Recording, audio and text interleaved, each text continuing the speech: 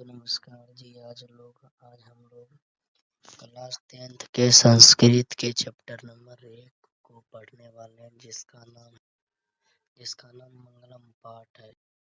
आज हम लोग इसी के सारे ऑब्जेक्टिव एंड सब्जेक्टिव क्वेश्चन को करने वाले हैं।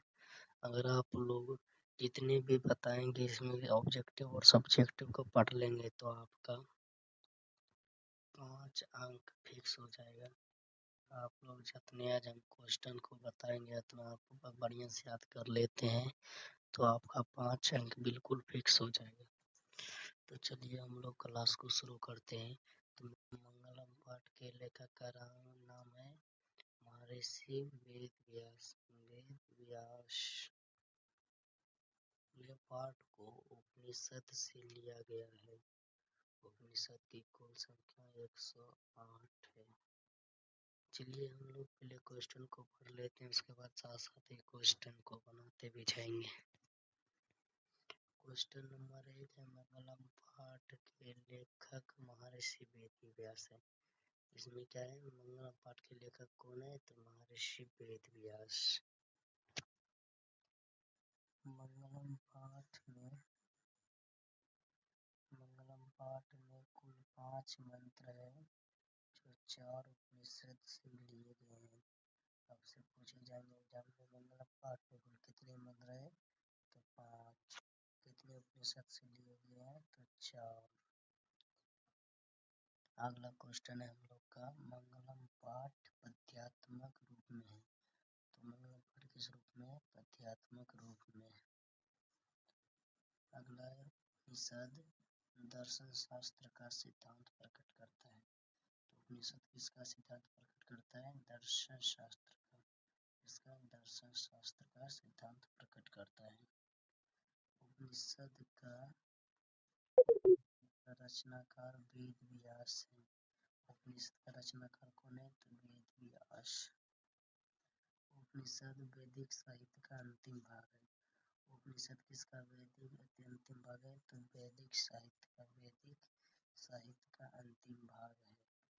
आपसे पूछा जाएगा कि वेद कितना है, तो वेद 4, वेदांत 6 एवं उपनिषद की कुल संख्या 108 है। परमात्मा की महिमा सभी जगह गाई जाती है। आपसे क्वेश्चन पूछा है किसकी महिमा सभी जगह गाई जाती है, तो परमात्मा की। ये संपूर्ण जगत परमात्मा द्वारा अनुशासित है। संपूर्ण जगत किसके द्वारा अनुशासित है, तो परमात्मा के द्वारा। परमात्मा सभी जगह जन्म नहीं, जगह होना चाहिए, सभी जगह व्याप्त है। तो कौन सभी जगह व्याप्त है, तो परमात्मा। अगला क्वेश्चन है, हिरण्मयेन पात्रेण सत्यसा पिहता सत्य धर्मार्य दृष्टि। ये मंत्र ईशावास्य उपनिषद से लिया गया है। अगर आपको पूछा जाएगा हिरण्मय पात्रेण मंत्र किस उपनिषद से लिया गया है, तो ईशावास्य उपनिषद से। अगला है, औरोड़यान महतो मयान आत्मस्य जंतु निरहतो नुह्यान मंत्र कठोपनिषद से लिया गया है। अगर आपसे कोई पूछता है कि औरोड़यान महतो मयान मंत्र है किस उपनिषद से लिया गया है, तो कठोपनिषद से। अगला है, सत्यमेव जयता नानिरते सत्येन पंथा विततो देवयान। ये मंत्र किस उपनिषद से लिया गया है, तो कठोपनिषद से। किस उपनिषद से, कठोपनिषद से। तो अगला प्रश्न है हम लोग का, यथा नदी स्नदमाना समुद्रे यथा गच्छन्ति वैच्छा शक्तिना गच्छन्ति नाम रूपे विहाय मंत्र मुंडकोपनिषद से लिया गया। किस उपनिषद से, तो मुंडकोपनिषद से। अगला प्रश्न है हम लोग का, वेदा मेधा पुरुषा महंतम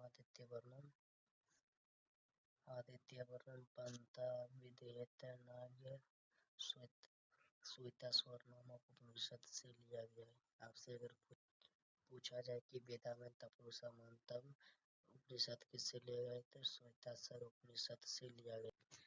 अगला क्वेश्चन है, ईशावास्य उपनिषद में सत्य के बारे में कहा गया है। तो ईसावेस उपनिषद में किसके बारे में कहा गया है? तो सत्य के बारे में। श्वेतासुर उपनिषद में परमात्मा के बारे में कहा गया है।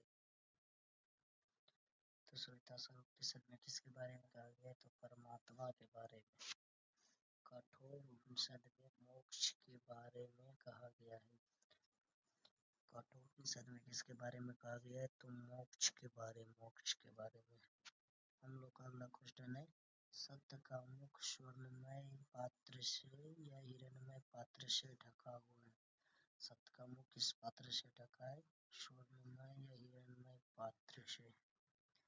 अगला क्वेश्चन है, आत्मा सूक्ष्म से सूक्ष्म और महान से। अगला क्वेश्चन है, आत्मा सूक्ष्म से सूक्ष्म और महान से भी महान है। आत्मा सूक्ष्म और महान से भी महान है। आत्मा जंतु के हृदय रूपी गुफा में रहता है। आत्मा कहाँ रहता है? जंतु के हृदय रूपी गुफा में। अगला प्रश्न है, आत्मा को बस में नहीं किया जा सकता है। किसे बस में नहीं किया जा सकता है? तो आत्मा को। आत्मा परमात्मा की अंश है। आत्मा किसकी अंश है? तो परमात्मा की। हम लोग का अगला प्रश्न है, सत्य की हमेशा जीत होती है, सत्य की नहीं।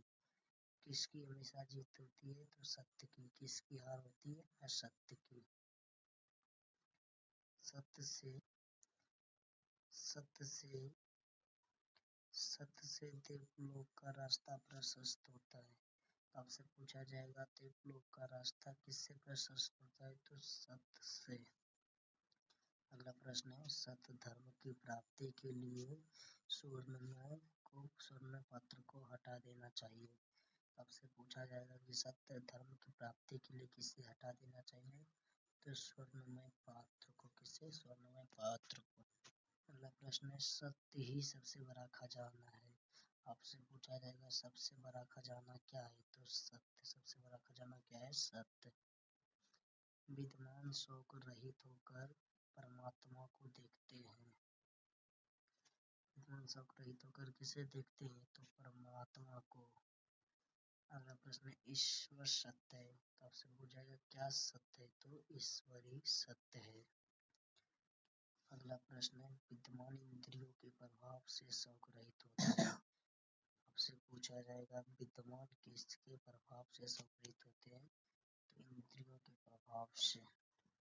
अगला प्रश्न है, साधक अपनी साधना होना चाहिए, साधना से मृत्यु को पार करते हैं।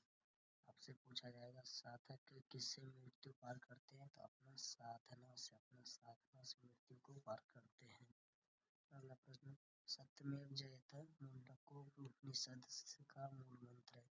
सत्यमेव जयते किसका किस उपनिषद का मूल मंत्र है? तो मुंडको उपनिषद का मूल मंत्र। अगला और लास्ट प्रश्न है हम लोग का, जिस प्रकार नदियां नाम और रूप को छोड़कर समुद्र में मिल जाती है, ठीक उसी प्रकार विद्वान भी संसार को छोड़कर परमात्मा में मिल जाते हैं। आपसे एक प्रश्न पूछा जाएगा, कौन अपना नाम और रूप को छोड़कर समुद्र में मिल जाती है? उसका सही जवाब होगा नदियाँ। यही आपका सारा ऑब्जेक्टिव प्रश्न खत्म होता है। अब हम देखेंगे 2 अंकीय प्रश्न। 2 अंकीय प्रश्न को 2 अंकीय प्रश्न के लिए तब आप तैयार हो जाइए। चलिए 2 अंकीय प्रश्न को देखते हैं। चलिए हम लोग 2 अंकीय प्रश्न को देखते हैं। तो पहला प्रश्न है हम लोग का, मंगलम पाठ के विशेषताओं का वर्णन करें अथवा मंगलम पाठ का परिचय दें। तो इसका उत्तर यहाँ पर मंगलम पाठ में 5 मंत्र हैं, जो ईशावास्य उपनिषद, मुंडको उपनिषद और श्वेताश्वर नामक उपनिषद से लिया गया है। यह मंत्र आत्मा, सत्य और ब्रह्म के विषय में बताते हैं। इसके अध्ययन से परमात्मा यानी कि भगवान के प्रति श्रद्धा उत्पन्न होती है, सत्य की खोज की उत्सुकता होती है। क्या आप लोग से ये प्रश्न पूछा जाएगा तो आप लोग इसे लिख देंगे? अगर हाँ तो लाइक करिए वीडियो को। शेयर भी कर दीजिए। चलिए अब 2 नंबर प्रश्न पर हम लोग चलते हैं। 2 नंबर प्रश्न है हम लोग का, सत्य का मुख किस पात्र से ढका है? तो उसका उत्तर है मंगलम पाठ के अनुसार सत्य का मुख हिरणमय या स्वर्णमय पात्र से ढका हुआ है। आप लोग का सवाल होगा कि इतना छोटा आंसर से मैं 2 अंक मिल सकता है? जी हाँ, बिल्कुल मिलेगा आपको, कोई टेंशन की बात नहीं है, मिलता है। 2 नंबर आपको पक्का मिलेगा। सही सही लिखिए, क्वांटिटी नहीं क्वालिटी देखिए, क्वांटिटी नहीं। चलिए 3 नंबर प्रश्न पर चलते हैं। 3 नंबर प्रश्न है, नदियाँ क्या छोड़कर समुद्र में मिल जाती है? तो इसका उत्तर है नदियाँ अपने नाम और रूप को छोड़कर समुद्र में मिल जाती है। क्या आप लिख देंगे? अगर हाँ तो कमेंट करिए, बताइए। चलिए अब चलते हैं 4 नंबर प्रश्न पर। 4 नंबर का प्रश्न है, मंगलम पाठ के आधार पर सत्य की 4 नंबर प्रश्न है हमारा, मंगलम पाठ के आधार पर सत्य की महत्ता पर प्रकाश डालें। चलिए इसका उत्तर देखते हैं। मंगलम पाठ में महर्षि वेदव्यास सत्य के महत्व को बताते हुए कहते हैं कि सत्य की हमेशा जीत होती है और सत्य की नहीं। सत्य से देवलोक का रास्ता खुलता है। ऋषिगण देवलोक को प्राप्त करने के लिए सत्य का ही मार्ग अपनाते थे। क्या आप लोग इस प्रश्न को भी लिख देंगे? यस, लिख देंगे ना? हमारा 5 नंबर क्वेश्चन है, मंगलम पाठ के आधार पर आत्मा की विशेषताएं को बतलाएं। आत्मा की विशेषताओं को बतलाएं। तो आइए इसका आंसर देखते हैं। उत्तर है मंगलम पाठ में कठोपनिषद में मंगलम पाठ में कठोपनिषद के मंत्र में महर्षि वेदव्यास कहते हैं कि आत्मा परमात्मा की अंश है। प्राणियों की हृदय रूपी गुफा में आत्मा बंद है।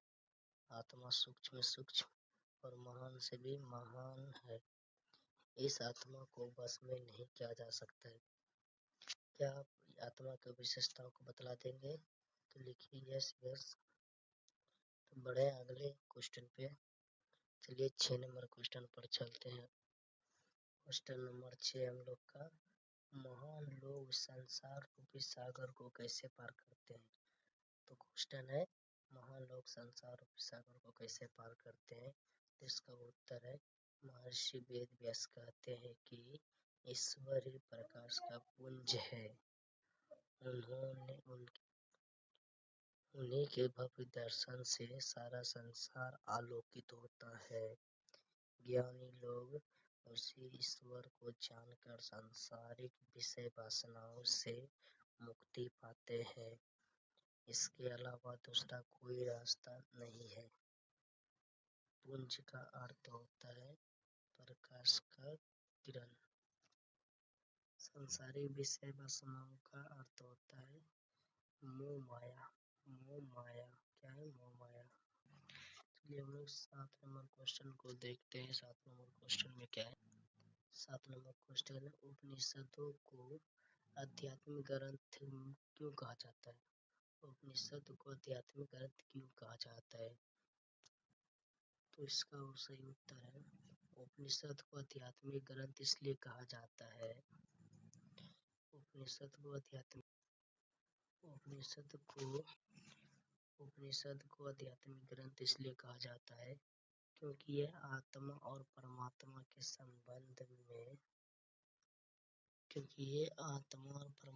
के बारे में विस्तृत व्याख्या करता है।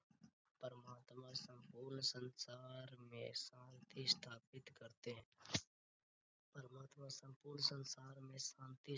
करते हैं। सभी तपस्वियों का परम लक्ष्य परमात्मा ही है। क्या आप लोग ये इस क्वेश्चन को समझ गए? अगर आप ये आएगा एग्जाम में तो आप लिख देंगे यस देंगे ना? हम लोग का अंतिम क्वेश्चन 8 नंबर, नदी और विद्वान में क्या समानता है? नदी और विद्वान में क्या समानता है? चलिए देखते हैं नदी और विद्वान में क्या समानता है। जिस प्रकार नदियाँ अपने नाम और रूप को छोड़कर समुद्र में मिल जाती है, ठीक उसी प्रकार विद्वान भी अपने नाम और रूप की परवाह किए बिना ईश्वर में मिल जाते हैं। दोनों में यही समानता है। इस प्रकार नदियाँ अपने नाम और रूप को छोड़कर समुद्र में मिल जाते हैं, ठीक उसी प्रकार विद्वान भी अपने नाम रूप का परवाह किए बिना ईश्वर में मिल जाते हैं। दोनों में यही समानता है। क्या लिख देंगे आप लोग? यस लिख देंगे। आप लोग को कैसा लगा ये वीडियो कमेंट जरूर कीजिएगा और बताइएगा ये कैसा लगा। अगर आप लोग इसका चाहते हैं कि पूरा मिल जाए हमको पीडीएफ तो आप कमेंट करिए और मेरा व्हाट्सएप चैनल में जुड़ जाइए, आप सबको इसका पीडीएफ मिल जाएगा। आप कहाँ जुड़ना है? व्हाट्सएप चैनल में जुड़िए, इसका लिंक हम डिस्क्रिप्शन बॉक्स और कमेंट बॉक्स में डाल देंगे। ठीक है, धन्यवाद, मिलते हैं अगले वीडियो में।